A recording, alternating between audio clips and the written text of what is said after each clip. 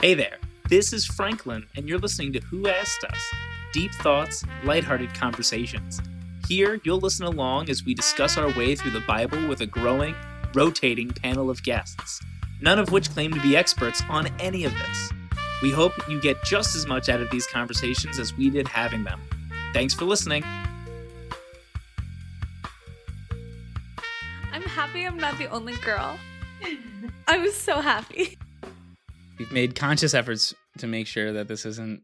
I don't usually mind it. I'm pretty neutral about it, but like when there is another girl, it makes my heart happy. To be fair, Natasha, you were the one who turned around one day and were like, "I think women should be subordinate to men," and I was like, "I do not feel qualified to." You know what? Comment on this? I remember that episode, and I feel like the entire pod just like didn't say anything. Yeah. You mean the other men in the room sat there? Yeah, We were like like, everybody else was just super quiet. Are we and, you know, able to I agree or disagree? Like, I don't know. when I got the topic, I was like, I wonder how this is gonna go. And then it went how I thought it was gonna go. But you know what though? Like, good for that to come from you than from us. I mean, yes. Because that at least, listen, I'm not going to say I specifically agree. I don't know. I think that's an interesting topic to dive into. Maybe it would be a cool side episode to like just have a whole conversation about. Mm-hmm. But like, if I said it, it would be like, shut up, man. Exactly. But if that's something that you think, it's like, okay, so she's obviously not offended by this. Of course. So what's her reasoning, you know? I mean, I also said that like men have to self-sacrifice and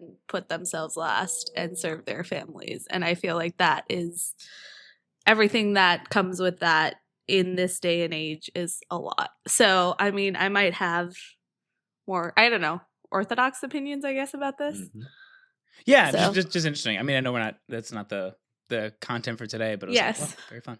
But yeah. The content for today, I had a lot of trouble with this, guys. I don't really know what to make of. Not that I don't think it's like worth reading or anything, but in terms of like reading into the Bible and trying to decipher like, you know, what's trying to be told to us, like I didn't really know. I don't know. I don't know what to think about this. If we want to dive in. Right? Yeah, like if we want to dive in, like anyone have any surface thoughts kind of going into this? I feel like taking a step back because I read the verses that you guys had, and I was like thinking back to that time period where Noah had to listen to God and hear, you know, there's going to be this crazy flood, you're going to survive, you have to create this massive boat, like I try to picture myself if I were in that time period, and that is like a very hard thing to trust somebody with, especially when like your peers are, you know, like mocking you, laughing at you and saying like this is just absurd. Like why are you doing this? So I think like the trust that he had to be like, yeah, I'm going to listen to you. There's going to be this crazy flood was amazing. Where did you get that context of like he was ridiculed and everything? I don't have that in my version. Yeah, so I've actually that's like prior to. That's like a little bit before. Really? Yeah. Let's see. I'm just curious because like I just don't remember it. Do you remember like what verse? I do not. Huh. But just like standing in the face of adversity and just being like, hey, I'm going to do this because I trust God. Even though it was like a crazy thing that God said where he's going to wipe out the population, I think is just such a crazy testament to his faith. And I struggle with like day-to-day trust. And I'm like, how did this guy trust that he was going to outlive a population? You know? So that was kind of like where I started thinking with this. Yeah, that's a fair. I see everyone's like looking at their Bibles because I'm like wants to find that because I feel like that changes a lot of context for me.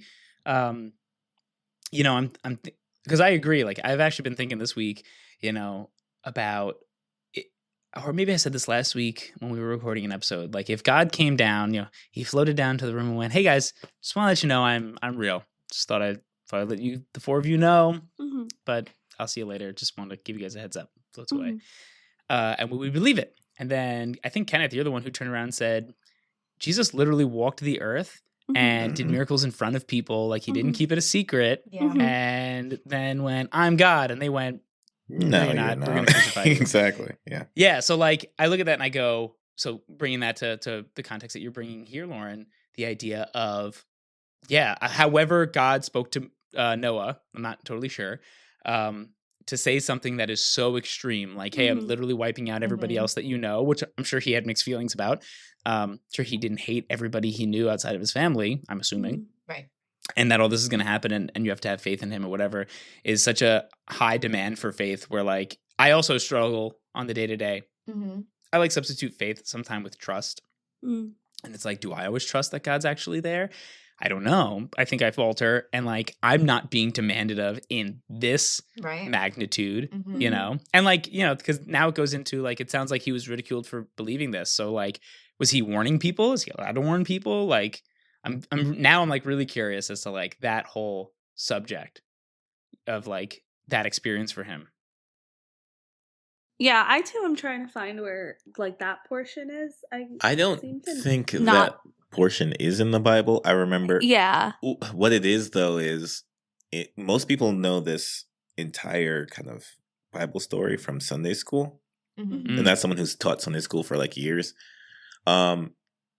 That is a, what's the word? I don't know. That's a kind of trope when you're explaining that event, but that's actually not in the Bible of other people's reception to Noah building the ark. Okay. Is there any, I'm just curious, like, because we even talked about, like, other books, for example, that aren't canonically in the Bible that might, like, last week I know we talked about, like, the Book of Enoch, for example. Like, is there stuff that might be true in there? Maybe, but I mean, the Book of Enoch does have, like, Noah asking Enoch for advice or something like that. Well, Noah asking Methuselah for advice. But I don't, even in there, I don't, well, one, the reason why I didn't really read into that one is because there's like 3 different books or 4 different books of Enoch. And that part is actually was written after Jesus died. So it's like really not. Yeah, here only Enoch 1 is like, if you were to put any faith in any of them, it's just Enoch 1, I hear. Yeah. So I wouldn't even treat that as anything canonical. Okay. No, I'm just curious because, like, to be fair, it definitely wasn't just like God came down and said, hey, Noah, don't tell anybody. You're just going to get on this boat. Like, he had to. Yeah, I mean, time did it take for him to build this boat? Yeah. Like, I mean, I think the sentiment behind what Lauren was saying still stands, right? Yeah. Like, you have this secret. I don't know if it was a secret. I don't know if Noah's telling people. I don't know. But, like, yeah. You have this thing that God has told you, and you're trying to, like, one, if it's not a secret and he's telling everyone, like, that they're gonna die, that's kind of wild. But also, like, God gives him very specific instructions, which makes me think that it was a secret. Because, like, how are you gonna be like, I'm gonna build a boat because everyone's gonna die, but you can't come on it with me? Which that implies, like, I don't know. I would have felt terrible. Yeah, exactly. The weight, like, it's like, you know, the weight of something like that is so heavy, and you know the truth behind what's going to happen, and God's giving you this task, but you have to listen to God, and you can't. Like, I think that's what trips me up, the fact that God is like, you can only take, it's for your family. Like, you take your everybody Noah had else his 3 sons sucks. and them. Yeah, like, everybody else is corrupt. Like, you are the only one that's found favor. And if you notice, like, God doesn't wild. tell Noah to tell anybody else. He just says, like, listen, Exactly. I don't really like anybody. I barely even like you, but I'm taking you. He literally said, I I'm regret you. making all of you. I'm taking you and your family. Like, wild. So I think that's interesting. But yeah, at the same time, like kind of Lauren is alluding to, if someone is building a huge, huge ship, right? People are like, what are you doing? Right. And it doesn't I think he's nuts. Exactly. Right. Well, I mean, think of the people like right now who are like they stand on boxes in the city and go, the end is near, repent, and this and that. Like, that's if you went up to this guy who's building a giant boat, you know, which, like, you know, where we live, well, if you see someone doing construction, you just kind of walk up and talk to them and be like, hey, what's going on here? It's the masculine urge to do that, you know? So you kind of, I'm sure people walked up and went, what's going on here, man? And he went, you know, just in case there's an end of times coming. Like, yeah. I mean, why wouldn't people look at him? Like, we look at people in the city who are like freaking out. Like, don't get me wrong. I think, yes, repent, you know, for your sins like the all the sentiment's time. there. Yeah. Yes. Like, we agree with the sentiment. Yeah. That's, I don't know. I think that's the context I forget to kind of look at, because I read this and it's just kind of like, I don't know. It's just like, okay. I mean, especially where we are now, because we're starting at chapter 8. 8. Yeah. So like the rain has already come down, but like I do agree with you. I feel like in last week's episode, we kind of like went through the last chapter, basically like all of 7, when God was like, Noah, go into the ark and it's going to rain. We kind of like flew through that because we didn't know what to make of it. But like, there is just all that context of the questions that brings along, you know, like what's the demand of that? Like, can we be like Noah? You know, are we like, for what we're called to do every day in terms of our faith, it's nowhere near the demand of what Noah was called upon to do, right? So is that, maybe we could at the very least, assuming that there was a lot of trial and tribulation involved in how he dealt with this, can we at least utilize him as a role model, you know, which I know like is not for today's episode, but like a role model who's definitely very flawed, you know, as we're not being asked to leave humanity behind and build an ark and allow everyone to die. You know what I mean? We're asked a lot smaller trials for our day, I think. You know, at first I agreed with what you're saying, and then I'm kind of like, I don't know if I agree with that, right? Like, he was physically tasked with building this boat, right? And that's a huge physical, monumental task. However, each day and age has its own respective challenges. Being faithful people that are following the Bible in today's world where society is constantly like shoving down your throat to think opposite, do things that make you feel good, do things where you're only thinking of yourself. Like, it might not be building a boat, but to be hit constantly with all of this negativity, all of like, do things for yourself, is very challenging from a mental standpoint. So it might not be building a boat, but like, we're constantly surrounded by like other people talking to us, just being like, it's so pervasive, like online, on social media. So while it is different in task, Noah definitely is an example because he was going against the grain, and we're called to go against the grain today. It's just exactly, Lauren, and I like that because it's like it's the same thing. Like, Noah, it has some sort of understanding with God that he needs to be saved from something that other people are just not going to even understand or believe or whatever. In the same way, the way in which we live our lives too, like, we're operating in a certain sort of way, knowing like, hey, this world is not going to really last much longer in the way that it is now. We are saved from something, in this case sin and our own kind of depravity, and only God's going to take those who get into the ark into the next world, if that makes sense, right? And you know that, I think that is that parallel, and it may not be a physical thing, or maybe it is for some people, but it's definitely a spiritual kind of analog. Well, and it's interesting, you know, the both of you kind of make me think about, so like going through this whole process, I have been learning so much, and my faith is becoming, I don't want to say specifically stronger, but definitely deeper in like, and latching on to more like palpable things, right? Rather than just like kind of just being there in the background.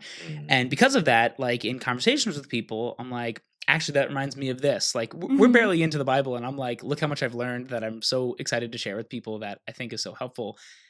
But I always, and I feel embarrassed to say this to you guys because obviously, you know, we're all believers here.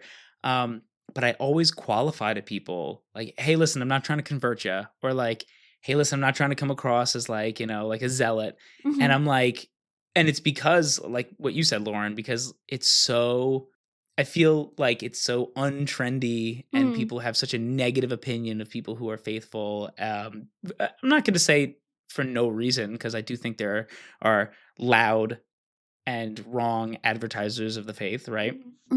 But it just kind of reminds me of that, where like I am worried to be ridiculed for building my ark, if we're gonna like make it a metaphor, right? Like if people seeing me building my ark and people making fun of me or like discrediting anything I have to say just because of what it is that I'm saying, not because of the quality of it, not because of the truth behind it, but just because it is coming from this direction. I don't know if you guys feel that in your everyday lives. I think to echo what you're saying, like I think it comes with practice too. And you're also like, I want to say like emotionally sensitive to how the conversation's going.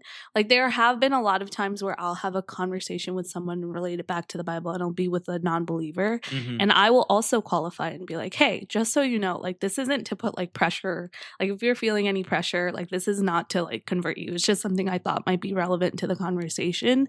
And as time goes on, like I also notice that I don't qualify as much because the relationship that I have with that person, they already know that. There's no need for me to like be like, just so you know, this isn't to put pressure on you.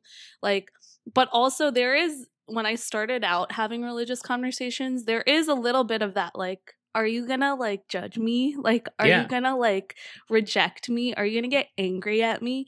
And that's okay. Like, those fears are valid. Like, we do, like Lauren was saying, live in a world where it is against the grain to have reverence for a higher being. Like, it's not something that's common. In Noah's age, it is common, right? Like, whether or not it's God or someone else. But if it's like, I think you saying like being aware and of that happening and nervous that they might judge you in that way is fair.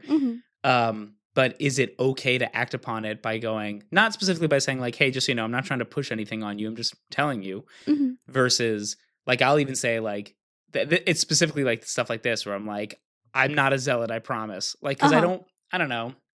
I think there are people where like in every ounce of what they say, they're like, it's only God in every single thing. And like, even though, yes, God is everywhere, it's like, I can have a conversation about food that we both like without being like, thank God for the cheese we have on this pizza because I love cheese. And without God, there'd be no cheese. It's like, can we just talk about pizza for 5 seconds? Yeah. It's a silly. I would say for those type of things, it's, I mean, I guess what I'm trying depends. to say is that like, is it okay? Like, I don't think that's the right question. Like, I don't think is it okay is the right question. I think it's like, how does God see me in this moment? Right? Yeah, I like, think it's contextual. Like you're in this process, Franklin, where like you're just starting out having these conversations, and there's a lot. You're figuring out your own voice in these conversations. The way that I have this conversation is not the way that Lauren's going to have it, is not the way that Kenneth's going to have it. And there's like, I guess what I'm trying to extend towards you to have for yourself is this grace of like not being like, oh, I shouldn't have done that. Like, this isn't right. This is wrong. Like, this is me going against, or like not being bold in my faith. Like, I feel like I'm belittling it. Exactly. You know? And so I've been there before too. It's a process of you growing more and more confident with how you do this.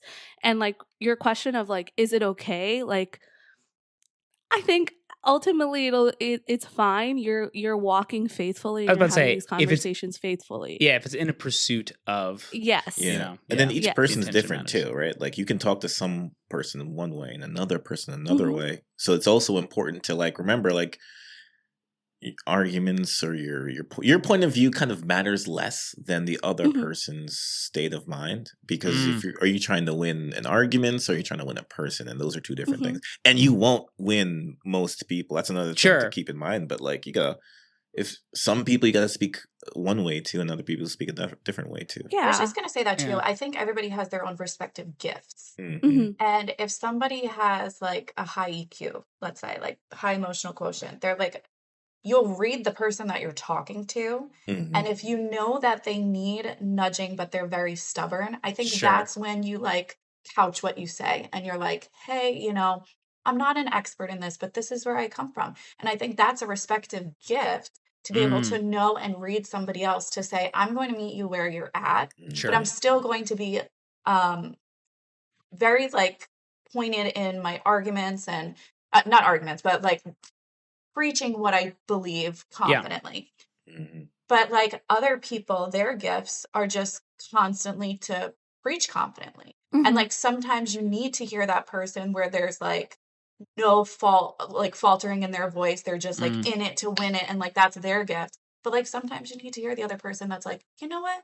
I'm not an expert in this. Like, let's learn this together. So I think it's kind of like a journey with like some lean into somebody's strength here, somebody's strength there, and like depending on where you are in your faith journey, you'll need to hear a respective point of view. So I don't think it's bad. There's no like good or bad. That all of what you guys are saying, you're reminding me of like Kenneth, especially us, like back at like like sitting in a bar, or like when we used to sit and dunk that 24-hour Dunkin' as kids, and have conversations. And I remember, I feel like I said like we flipped sides back then, where like I would say like, hey man, you got to make sure that you're like catering to the person that you're talking to, because if you just shut them down from what you're saying because they're mad at you, or because you've like whatever offended them, whatever, then now you're not and this wasn't religious stuff, this was other stuff, but like now there's no possibility of creating any type of agreement for what is actually true, you know, in like the pursuit of like quality dialogue. And it's funny how you guys are like telling me the same thing, but more of like, hey, where you are, you might be making sure that somebody doesn't get turned off to this, right?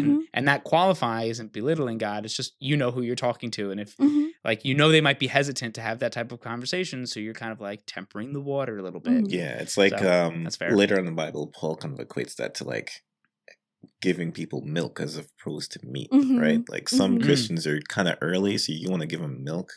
They can't take the meat of the truth. Faithful right? babies. Yeah. You gotta like, baby them a little bit. And then when they mature, then you can tell them like what's up. You know, so I like that. What was I gonna say? I wanted to say something. I don't know, but that buildup was wild. Yeah, I really wanted to tell you it too, and now I can't remember. It was because Kenneth mentioned that, and I was thinking about the babies with milk and babies with meat yesterday in like some other context, and I was like, oh my gosh, we're all thinking about the same thing. Oh my God, I love milk. All right, so I guess let's keep diving in. That was a nice rabbit hole. But so I appreciated that. To kind of switch it. So this whole thing happens, and now it's done. And one question that comes into my mind is, well, what was really accomplished with that entire thing? They created the metaphor of extending an olive branch. Is that from here? Oh. I said that to my wife, and she was like, "You didn't know that came from there?" And I went, "What?" Olive leaf piece. Yeah, the dove is like, "Here's an olive leaf," or I guess the olive branch, like extending an olive branch. Like it's done. We're okay now. Yeah, yeah. Because I'm just saying, like at the end of it, it's like at the end of like verse 16. Okay, they leave the ark, and it's like back to the way the world was. I mean. In a sense, it just seems like an exercise in futility. I think for this, I didn't think about this until. Sorry, this is going a little off topic. We never do that. That's never happened before. I didn't think about this before, but when they come out of the ark, like, can we imagine what it looks like? Mud. Oh, like, so much mud. But also bodies on bodies on bodies. I'm assuming. Well, I don't know about that. I mean, the water might have washed it away, you know, as the water's receded. Don't we think that there would be some remains? That the way they described that much water, I don't know. I don't know what. So that's a very interesting question you ask, because I am like a believer of like, for example, maybe this was the Younger Dryas impact, right? Like I do think that might be what happened, and if it is, I don't know how this relatively advanced civilization, and by that I mean like probably not just like living in stick huts or whatever, but still I believe in living in tents. So like what kind of structures are there? Is it stuff that really would have survived something like this? As the waters rushed away, it probably would have washed a lot of that stuff away. Water really destroys things. Are we on the side that we like, I guess, imagine that civilization or like remnants of civilization wasn't there anymore? That was kind of my assumption. Okay. I think we're in a place where like, so to get a little fun. Okay. I love God fun. Forbid, right? God doesn't forbid, like fun. A little spice. Like, and I'm messing up timelines. So if there are any like true conspiracy theorists listening, they're gonna be like, he's getting everything wrong. But like, for example, the pyramids are way older than we initially thought. Like a lot of people think the ancient Egyptians found the pyramids, right? So was there a civilization before them that had built them, right? Like I'm not specifically like, my dad is very much like aliens. How else would they have done it? But no, maybe it was like an advanced civilization that was able to do that however they did it. And so the pyramids survived because what a massive structure, but maybe a lot of the stuff around it didn't. I mean, even the Sphinx, like for example, the carved face of the Sphinx is way newer than the rest of the Sphinx. You know, they found it and then they adjusted it. So like there's a fair argument that some stuff definitely survived. I think we're still kind of in the process of like really dating things. And a lot of, I guess, archaeologists apparently, like I know that, Kenneth, you'd know, who's the archaeologist that is like really pushed for the Younger Dryas impact theory? He made Ancient Apocalypse on Netflix. Oh, I forget his name. That's not Randall Carlson, is it? Or is that a different guy that I've heard on Joe Rogan's podcast? That's probably someone else. This is a random name. It's a random comedian I just named. But while I hear that you're looking that up, while he's looking that up, it's what's it called? There's a lot of resistance to the idea that humanity is way older than we previously thought. And there have been some things that have been found that people are arguing are so much older. So if civilization was wiped out and then there was a small remnant left behind that started again, then what's it called? Then there's actually some possibility that we're seeing that in relatively recent discoveries and conclusions. Mm-hmm. And I know I said last episode, and you all weren't here, that like I feel like when we got into the point of like, what was it exactly? It was right before Noah. Like the sons of God, and mating with the woman and the Nephilim or whatever. I feel like we were getting into a point where I'm like, this sounds like it's less poetry-ish, and it's more like kind of just like a loose retelling that's missing a lot of details of what exactly happened. Mm-hmm. So like, when you say like Noah went on the ark, do I believe it was maybe just that small group of people? It was definitely enough to repopulate. Maybe they're leaving out some people. It seems like sometimes they do, and they just name the notable ones, So like, I don't know how exact to this it is kind of my perspective. But I think there's definitely an argument to be made that there was a civilization of humans that were wiped out to the bare minimum and then restarted. I think that is something we can kind of see in today's world, to end my rant for a second. Yeah, I don't know what you guys are kind of getting from that, which I think is... And I think there is a sense of a separation of times, right? So Moses is writing this to his contemporaries, which there's probably people still in the wilderness at this point. Yep. And they know all the stories of their ancient things. Like I think we talked about this in a previous podcast, where there's like an ancient, like our ancient world is different, is their modern world, but they also had their own ancient world. Mm-hmm. That's why, it talks about the men of renown or something like that in earlier parts of Genesis.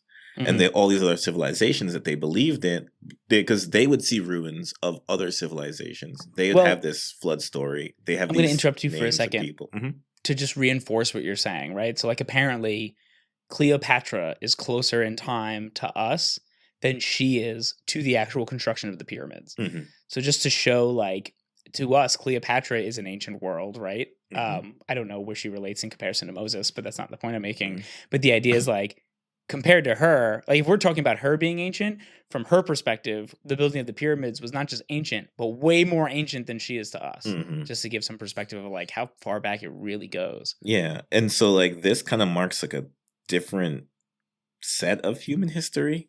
Like there's one set of human history that kind of like God just kind of clears out and ends. And then he starts it again, differently, separately from Noah's family and everything else in the ark. And I think that's kind of an important distinction. I don't know why it's important. I think that's my main question. But yeah, I think that's... Wait, can you say that one more time? Sorry. So the flood kind of separates a certain point of human history, right? Yes. Where it's like there's a whole lot of ancient civilizations or stuff like that no longer exist. Mm-hmm. And a lot of different things that happened that God was not happy with that he kind of got rid of. Correct. And even today, we are finding like remnants of different civilizations that were like, this thousands of years ago, right? Before Egypt or before like the main ones that we know, like ancient Mesopotamia that we talked about, things like that. Which, like, okay, they existed, but they didn't exist as recent as like the pharaohs of Egypt. So, when were they in the timeline? And I think at this point in time, they're like ancient civilizations that were kind of wiped out. So I think that's important to kind of note for some reason. But I think that's more important going into, and I really like verse 21 or 20 and 21, really 21. So like Noah finally gets off the ark and he, does a little altar, a little sacrifice. And it says, when the Lord smelled the pleasing aroma, the Lord said in his heart, I will never again curse the ground because of man. For the intention of man's heart is evil from his youth.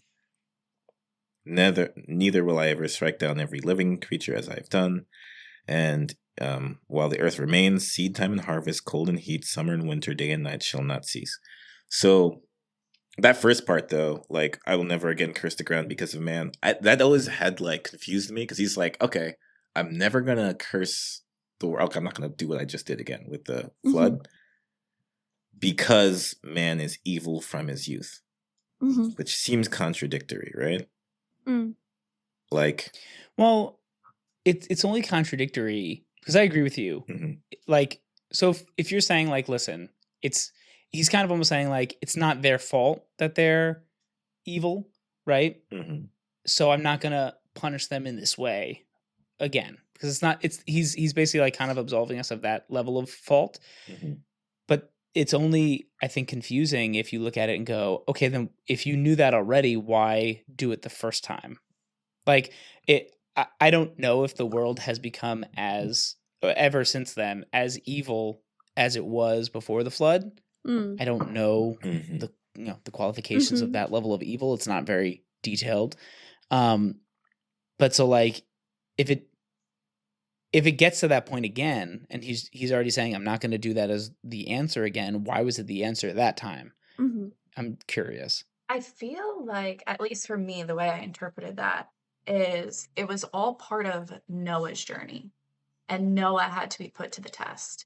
And if Noah didn't believe in what God was telling him to do, Mm-hmm. because he wanted him to create the next civilization after he wiped this out, Mm-hmm. then there is no hope for God and humanity. Even though he knew what Noah would do, because God's all knowing, he knows the entire plan.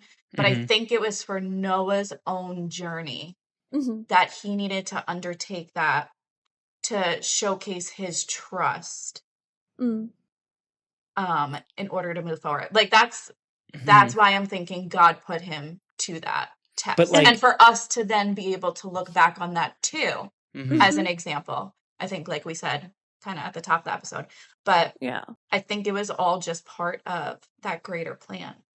And maybe to piggyback off of that, like in the grand scheme of things, I think it's also to like point back at Christ, right? Like God does this repetitive motion of like Adam and then Noah and then more and more people and then eventually Christ, where he's like, we've tried it. And Noah's described as like blameless, right? In the Bible. He is without blame. So God is trying over and over again to give humanity the chance to do it on their own because free will and all that jazz that we always touch upon. But like eventually the story repeatedly points to the fact that we need Jesus.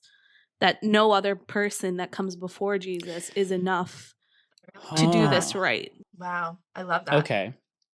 Well, because that also because my question that's been floating in my head is like, great, but to what end if it's just going to happen again? But if it's like, hey, I'm going through this to paint the picture to humanity, look how many chances I've given you. You cannot do this on your own. Correct. If it's more of like, yeah, like, because I'm sitting there, I'm like, all right, so it's important for Noah. But why? What all the people that died, right? Yeah. Like, are they not as important as Noah? Do we? I don't think any humans carry more or less weight than anybody else. Kind of like in the eyes of God specifically. I don't know. That's kind of just my like baseline understanding. But in that moment, it's like, okay, it's not that Noah mattered more than everybody else.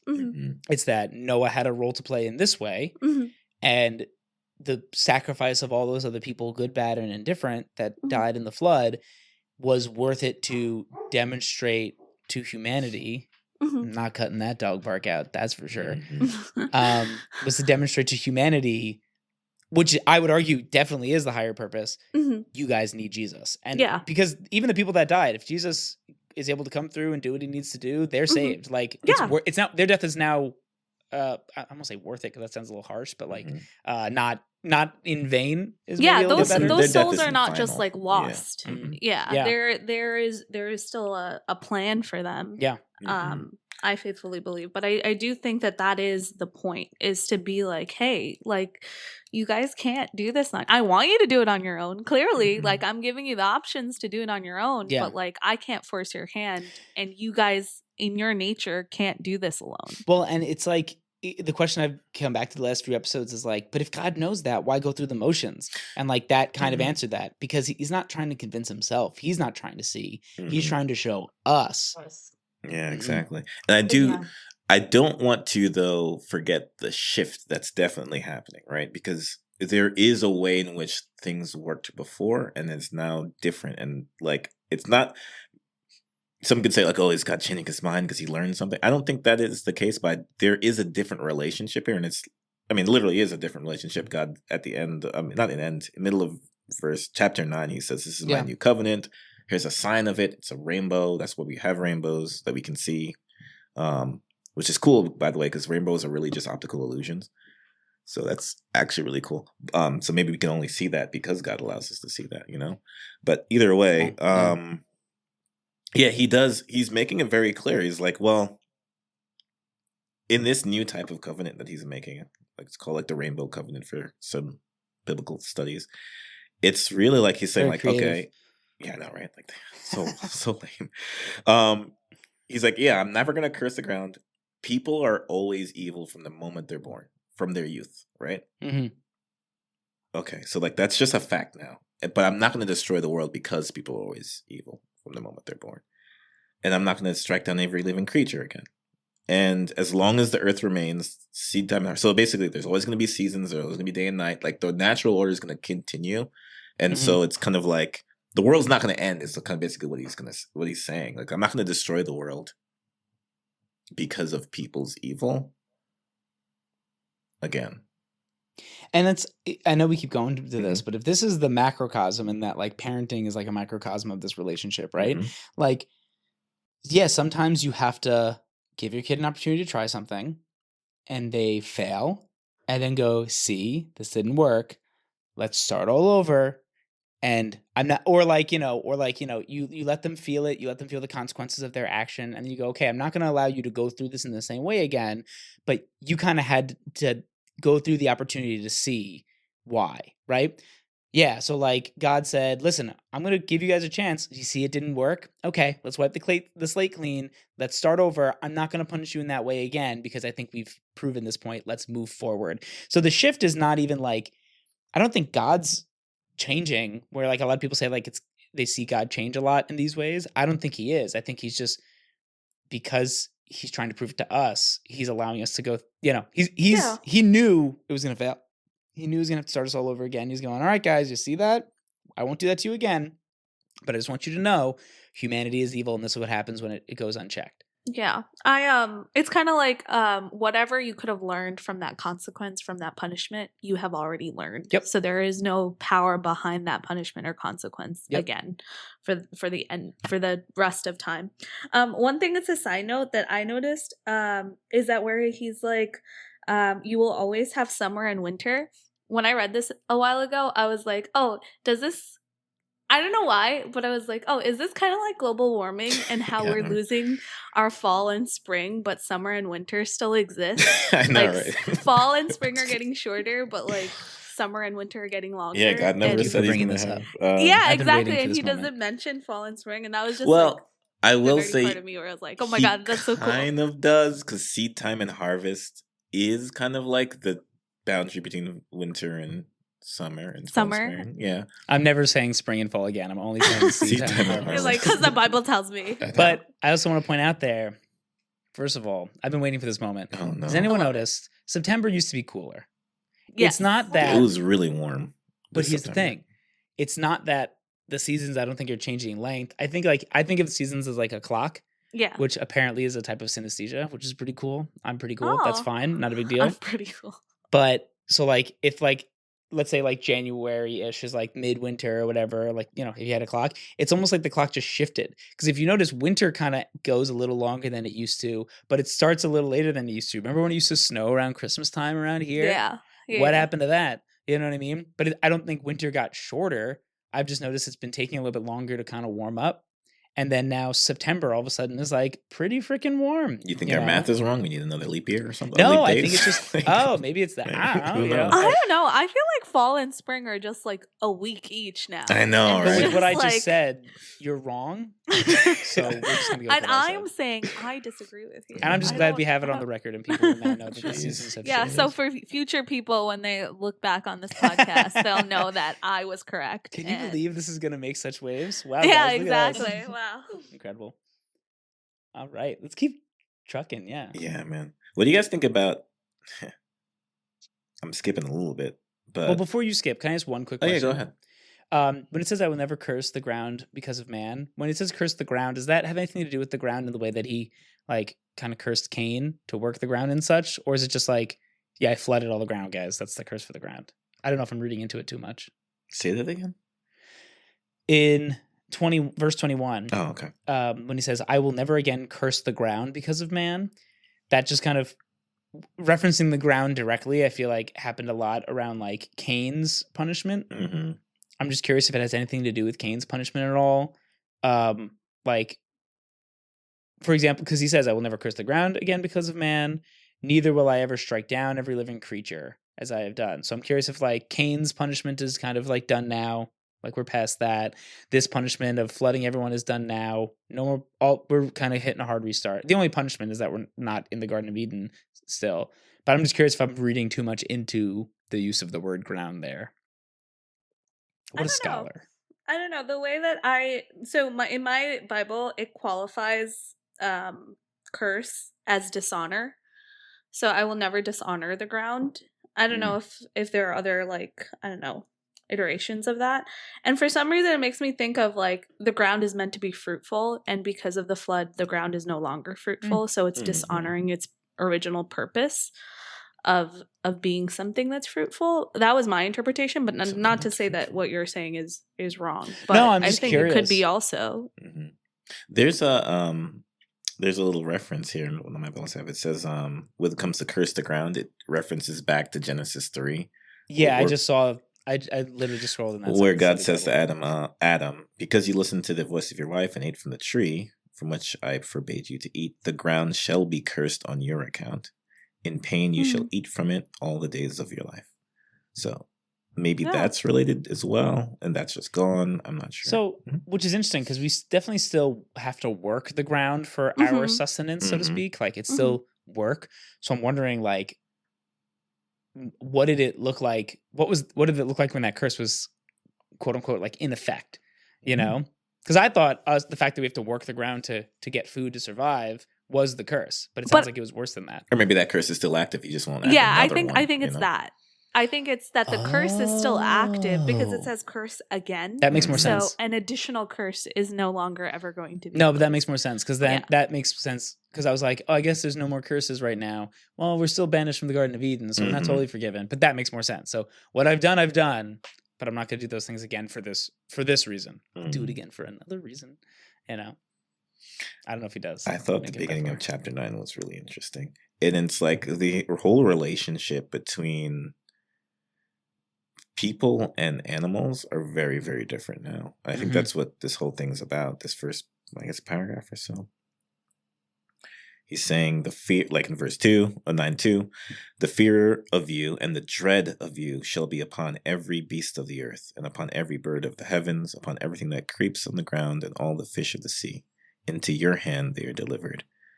So it's like, yeah, the relationship between man and animals are very different now. Like it's, you are the oppressor in this natural world now. Yeah, but how's that? I'm curious what you think that like actually looks like, because I know that we had dominion over them since they were created, right?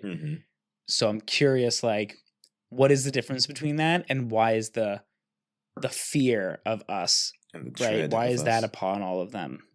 I'm curious what exactly that means, and like, I'm curious if anybody has an opinion as to why that. I mean, like why God made that happen? Because I mean, here the why is like just because God says so. But I don't know. Well, sure, but I guess like, well, we can say that for everything, right? You know what I mean? So I guess you're asking like, why did God say so?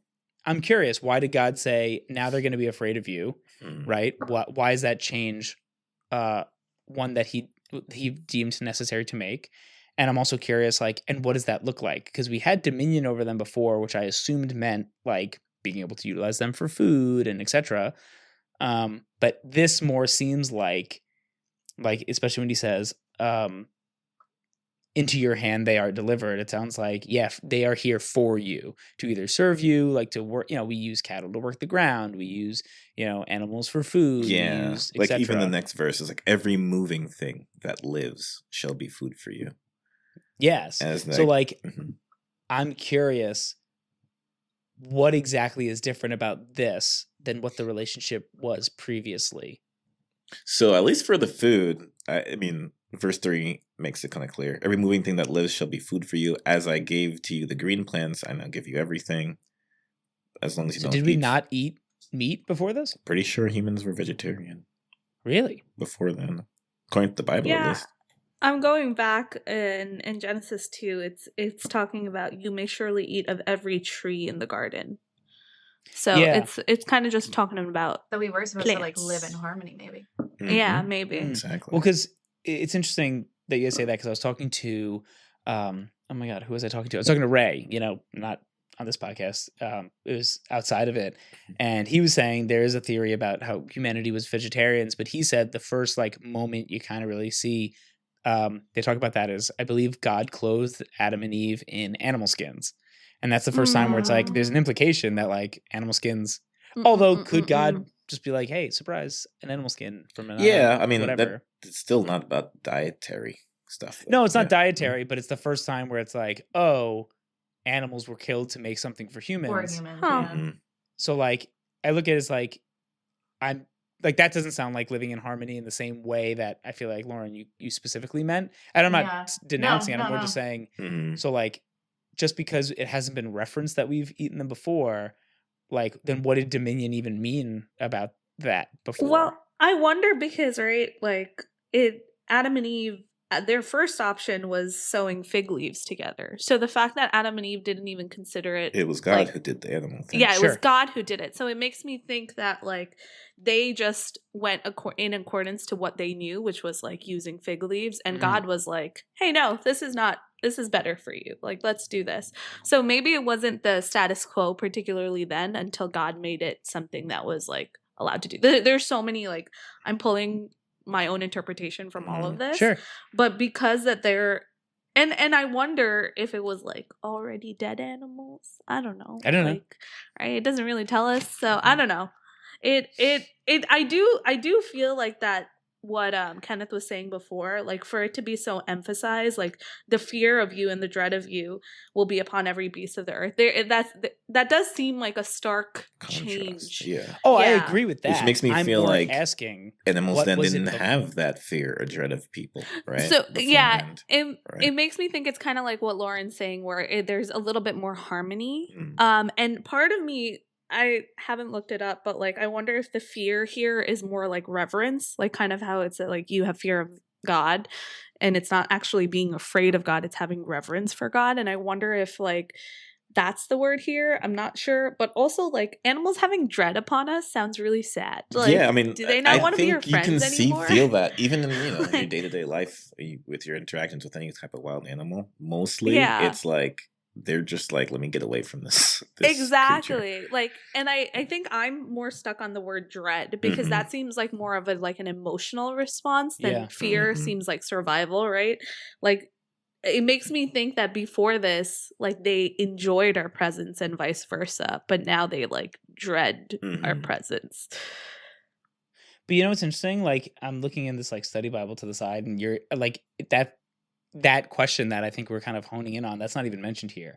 Like I agree with you guys about like it makes sense that they were vegetarians beforehand. I'm more just like that is what I'm focused on too. Like because this shift has happened, I'm curious why. So it even talks about like animal flesh is now permitted as food for humanity. The phrase links eating meat with the command to multiply and have dominion, suggesting that the practice of eating meat is not a result of the fall, but an outgrowth of the flood event that is consistent with the original stewardship of humanity. So it's like, hey, we're restarting, eat meat, it's better for you, it'll help you repopulate the earth, like, which makes sense to me. I'm a firm believer that I think,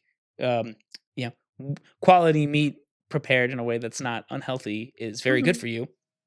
But it does not talk about the fear, and it does not talk about, the dread. Yeah, the dread. And like, so I'm just curious. And Ken, we can go back to what you just said because God said so, and I think that's fine. I'm not saying it's not good, but I think the whole point is to kind of look at this and go like, I wonder why that's an important thing for him to tell us. Yeah. It is. I never really asked that question, to be honest. Like, and I never noticed dread. I feel like now that we're going through it, and this is the beauty of the Bible, like different things just point out to you and you're just like, oh, wow, didn't notice that word there. Natasha's like, great. Cows dread me. I'm a vegetarian, despite but the also calls of the Bible. I think this expands to like making a difference. I mean, we already in Genesis 2 had the difference between like we're created in God's image, but like it kind of expands that difference, right? Like if we're saying that now is the first time that like killing animals is allowed, right? God is continuing to tell us that like we are still more valuable than animals, right? You can kill animals, but you can't kill each other. And these are the rules for if you like kill each other. Whoever sheds the blood of a man, by man shall his blood be shed. Sorry.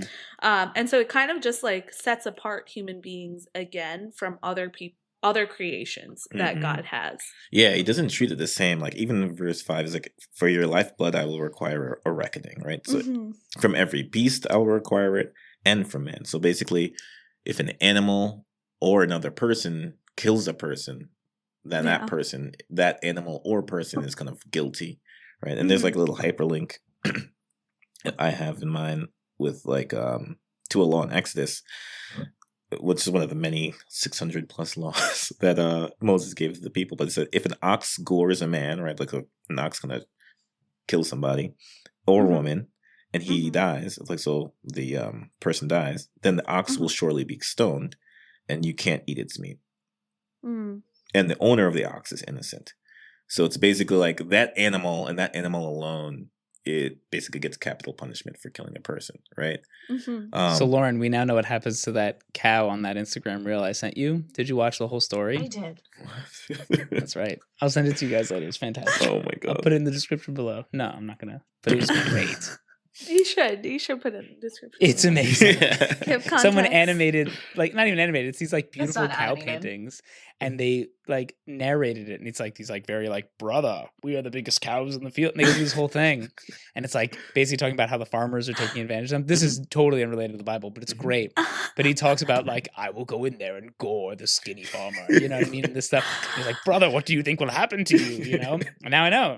Yeah. I love that you guys send cow videos to each other. Was the There's something weirdest, so endearing about that. Weirdest thing I've ever found on Instagram, but it was so entertaining. You were like, sorry, Franklin, you were like, I found this really weird video on cows. I need to send it to Lauren. It's great. Oh my God. Oh, it's so cute. Yeah. But yeah, I don't know. Noah's been through a lot. Yeah, and it's interesting because it doesn't specifically talk about his experience of it. I think I personally forget to think about that. Like imagine, I don't think there were bodies strewn about the ground, me personally. But like even still, you walk out and you're like, it's just us. I mean, the fear, you know, not even of going through it, but then you go, all right, now what is next? It's just us. And if we go back to like, I know like Natasha, you've brought up like the idea of like, you know, the man has to put himself last and etc. In your view of like the household and such, he has to put the entire humanity before himself now, right? Yeah. Like what a terrifying call to action and call to adventure. Yeah. That he now has to go through. And like it doesn't say he questioned it. I don't know what his experience was, but like, wow. Yeah. He luckily got like the consolation though of like having his family by his side. Yes. Because imagine you were doing that all alone. All those Yeah. animals. It's like that's a daunting task. Yeah. Not to mention building a boat was a daunting task. But yeah, having his family by his side, I think is also important for us to know too that you know the family is super important and what they provide for us, and like that is a consolation that he was given to be able to build the next generation with his own kin.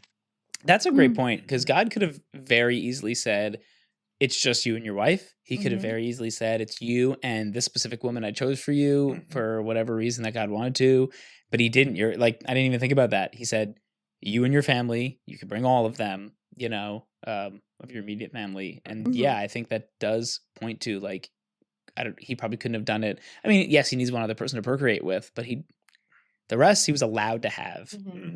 Yeah, I like that. Okay. So the rest of this goes on with just God kind of doubling down on that for the rest of the chapter. Mm-hmm. Or I guess up to the verse 17. And he's just saying like, well, yeah, I'm not going to. Verse 11, I establish my covenant with you. Never again shall all flesh be cut off by the waters of the flood. Never again shall there be a flood to destroy the earth. And here's my sign of the covenant between every living creature. That's like the rainbow and the cloud, the bow and the cloud. And yeah.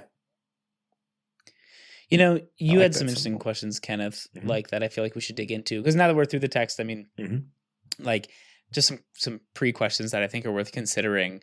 But the first one I want to ask that I've been kind of thinking of is a lot of people I've heard look at this story specifically as like an explanation for a rainbow, which I think like there are a lot of cultures who do create stories to explain natural phenomenon. And I'm just like, obviously we're all believers here. And so I don't think any of us need to be convinced, but I'm curious, like, how would you, I don't know. I feel like sometimes when we're talking to these people who genuinely are just like, hey, it sounds like another myth to explain the natural phenomenon. Like, how would you guys approach that conversation with somebody? Well, I wouldn't say this is a myth to explain the natural phenomenon. In fact, the bow is kind of like an afterthought in the entire narrative. I don't think the intent. So there are some myths that are intended to explain natural phenomena, and that's just myths in history. But this is not that at all, quite honestly. I agree with you, but I've heard other people kind of just like bring that up, like, oh, and it ends with like, and that's why rainbows exist, and that's kind of how they take it. And it's not even that. I mean, we could probably say this is maybe there were rainbows before, right? But I don't know. Yeah, I mean, like it doesn't. The Bible doesn't clearly say that this is the first time there's ever been a rainbow in the entire world. But what it is saying is, God's like, I set this rainbow. Every time I see it, I will remember this covenant that I made with you. You know, every time it's seen, remember this covenant that I made with you. So that's that's important. fair. Yeah. No, and that's a good point. Like, so with what we know about rainbows, which I think is a process that God has created, like I want to reemphasize that, you know, the diffusion of light through water that's in the air. If it had rained before the Great Flood, then there would have been rainbows, you know? But I think that's a really nice point is it's not that God is saying, I created the rainbow as a sign of this. He's saying, every time I see this, this is a sign of the covenant, right? Yeah. Also, to think of it too, you know, water was viewed very negatively in the form of a flood where it wiped things out and it was scary. And then God used that same thing to create something beautiful. So I think that could also be a metaphor in the sense that like God uses your suffering for good. And like there is always going to be something fruitful that comes out of it. So Noah most literally and figuratively weathered the storm. And through that, he was then given the sign of a rainbow, which was a beautiful reminder from God. So like he's using the same tool, the rain, the water, to produce something good. Lauren, you and Natasha, I feel like you guys do such a nice job of like making it relevant to like life as we experience it, and also relating things to especially because we're in the Old Testament, relating things to Jesus Christ, which I definitely forget to do. I mean, I just think that's how I view my faith in general, right? Like it's just looking to make things like super applicable to how I'm living my life, like what I've gone through. So I think that's just naturally how I kind of spin things. But I appreciate that. No, I mean, it's necessary. Yeah, right? I just think it's important to always like keep in the lens of Jesus because that was from the beginning of time, whether you're starting in the Old or the New Testament, that was the goal, right? Like Jesus was the goal. So I think to always like keep that in the back of our heads where like oftentimes too, because like I am a religious ed teacher for younger kids, we often tell them what's revealed in the old is shown in the new. So everything connects. As we know, God's plan was so perfect that nothing, not even, I'm not quoting it correctly, but like not even like a strand of wheat or something was gone out of place without God knowing about it. But it was so purposeful because Jesus was the end goal. So with this, keeping that in mind that every single thing that he did led to that. And I think Natasha said that so beautifully, and I've never thought of it that way before too, that, you know, God kept giving us these chances and chances and chances just to show us that it was really his son that could have done that for us and really given us eternal life. Yeah, and I think that's very important because that problem is evident here, right? Like, okay, he creates humans, and like you said, humans are kind of end up being evil from their youth, and you leave them alone for a certain amount of time, they're gonna get to a certain point, and you're like, all right, I gotta wipe them out, start over, right? It's like now he's saying, I'm not gonna wipe anyone out and start over. I'm not gonna curse people or curse the ground because of people. And I'm going to even elevate humans to even higher position on the earth, right? Of course, all those things. And I'm going to put a covenant to prove this. So I'm putting a rainbow. It's like, yeah, these people are evil.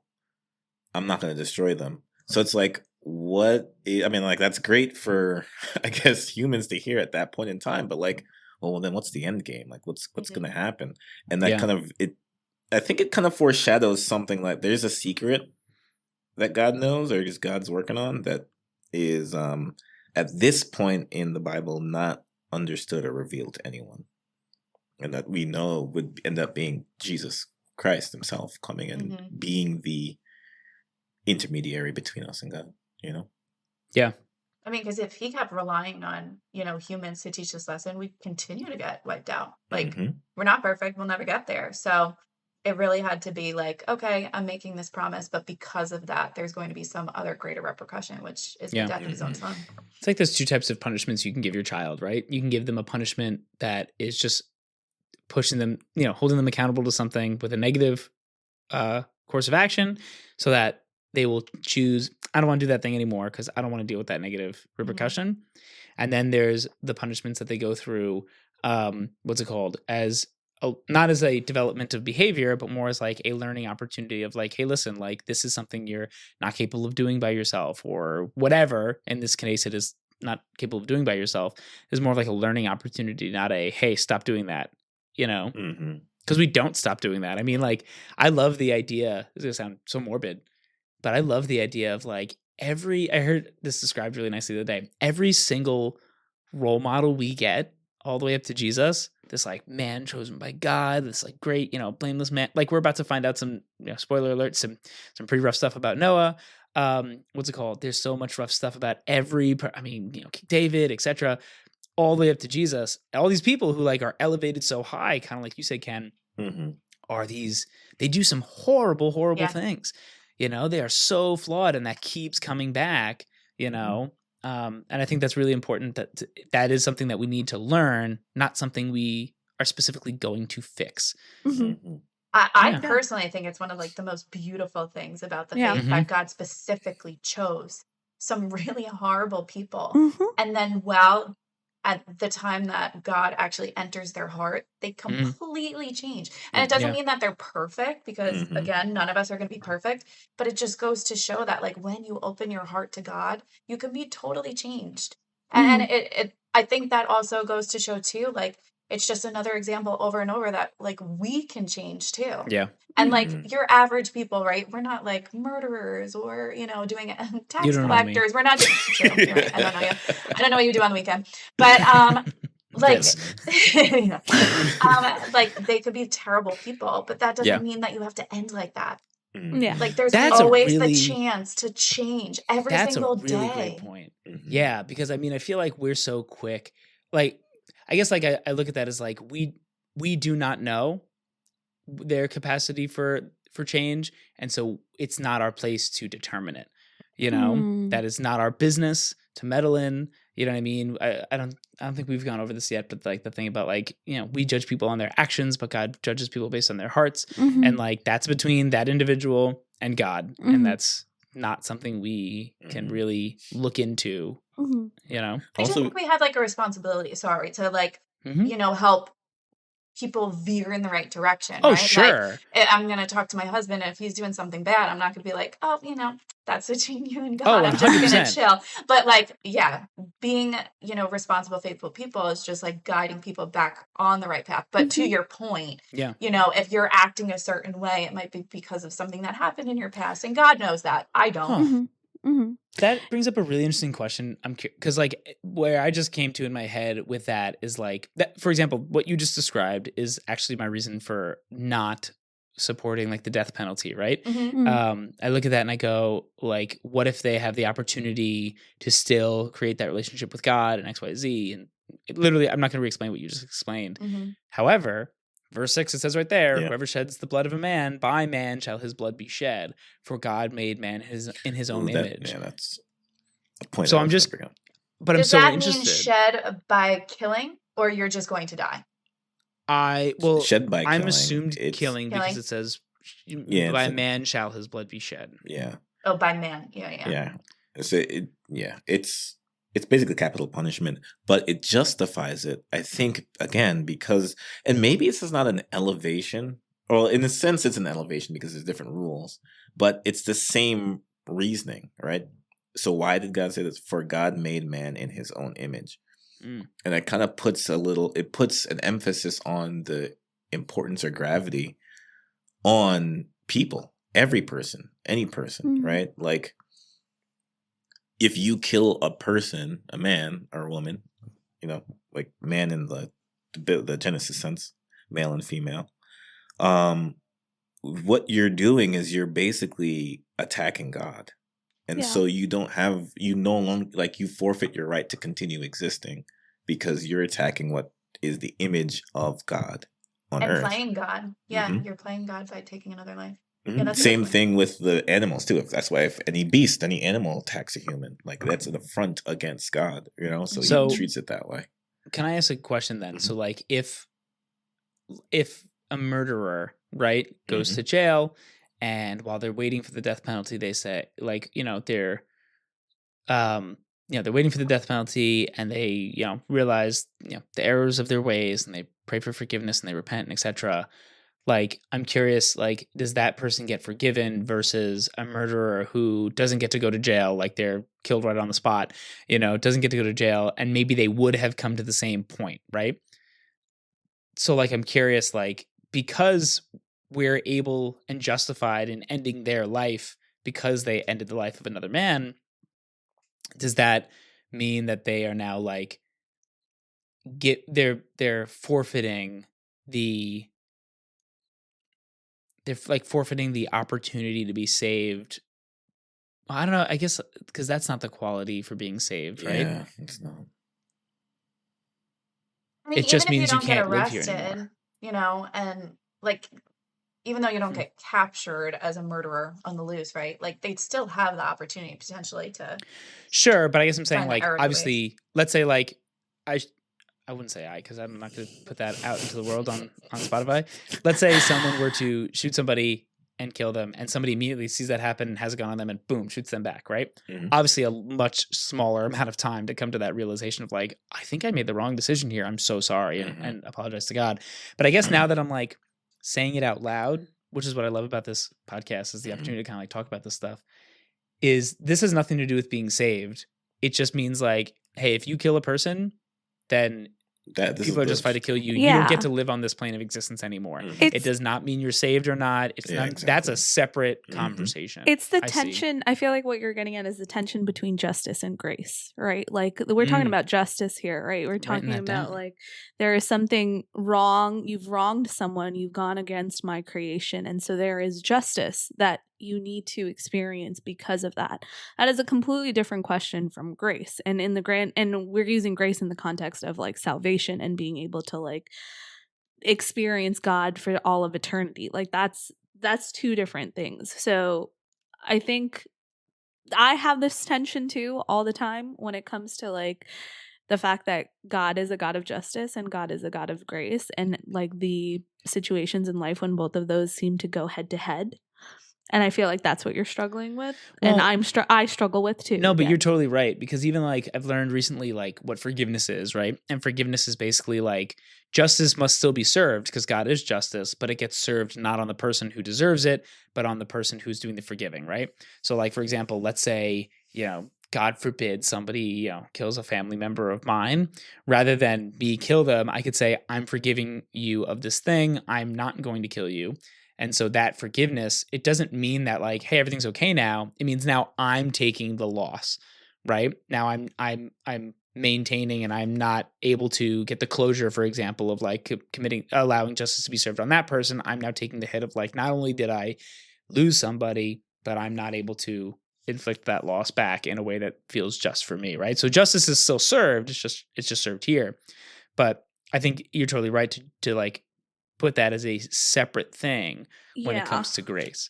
There's something I read this morning, and it's literally in James, and it's literally like, you cannot like give out justice because you were not the rule maker, something along the lines of that, and how the rule maker is ultimately God. And so giving out justice is God's responsibility, not yours. And I think I really struggle with that. I struggle with the concept of justice in general because I feel like anger is not an emotion that I've been taught is healthy. But like, I think righteous anger is something that God has.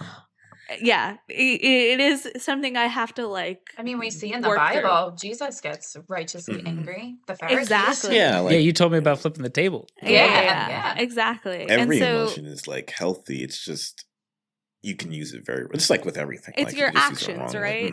At least that's how I'm grappling with it. But like anger has never. I guess I've never really grown up with anger being expressed in a healthy way, and so that's.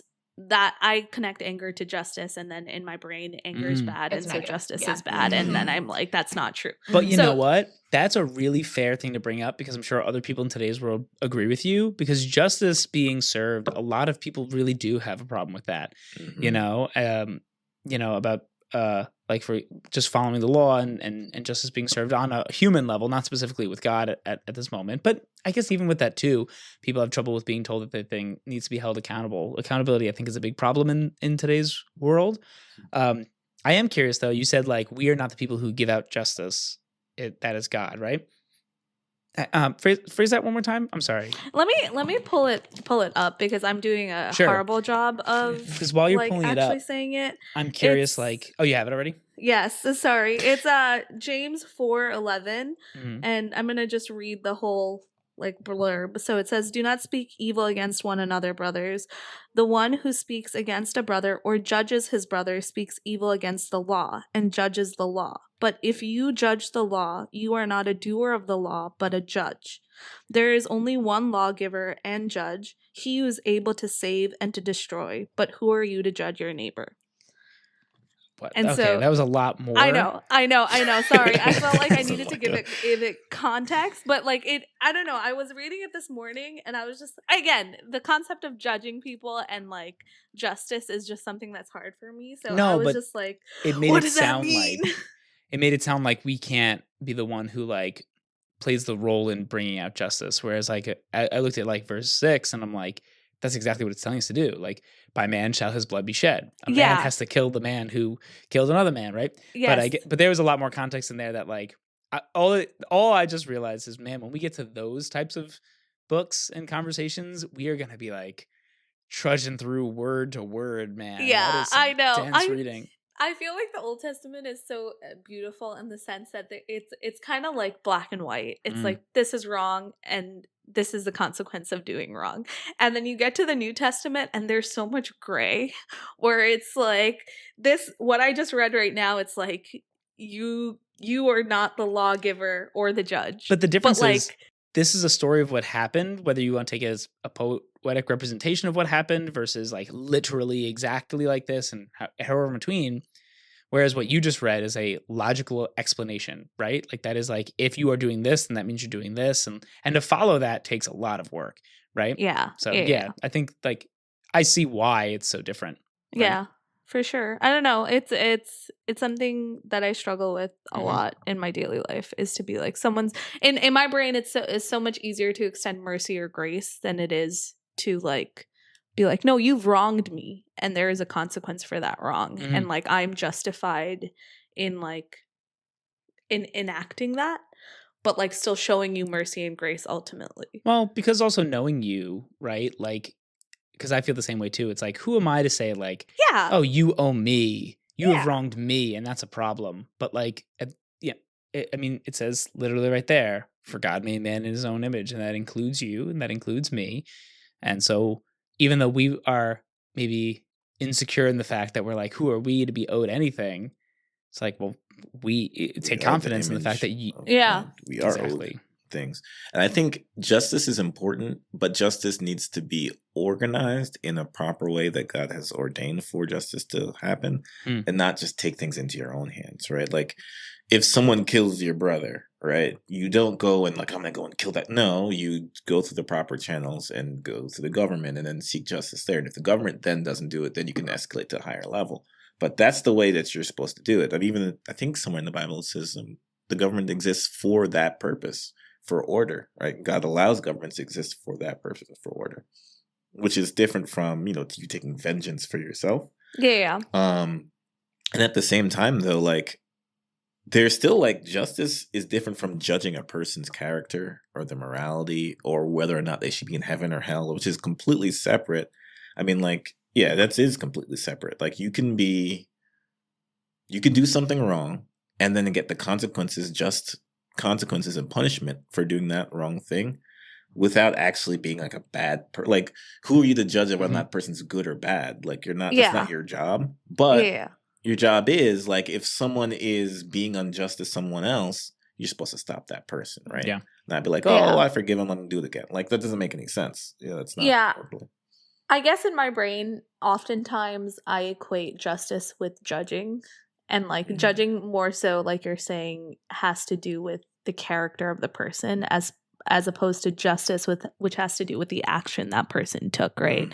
And so in my brain, it again, difficult concept for me to kind of grapple with, but you pointing that out is a very important distinction to make, that you're judging the sin, not the sinner. Yes.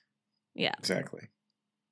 Actually, that's the key point about it. Because even here, this is not, verse 6 isn't talking about like whoever sheds the blood of man, by man shall his blood be shed.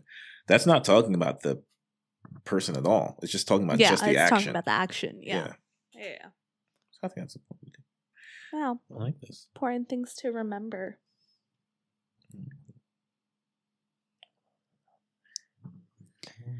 I don't have anything else. Oh, I was gonna say just quickly. So, what do you guys think about the sign of the covenant today? Is that something that is that something that anyone ever thinks about anytime they see a rainbow? For one, I barely see rainbows for some reason, so that's just weird. So when I do see one, I always get excited. I'm running to that video of like the double rainbow in that video. Yeah, like, it's amazing. But I was thinking that through this, and I have to say that when I see a rainbow, I don't really necessarily think about like Noah and all of this. Like, I don't think about the whole story. I just feel happy. Like, I just feel joy and feel like, oh my gosh, this is so beautiful. Like, we get to experience this.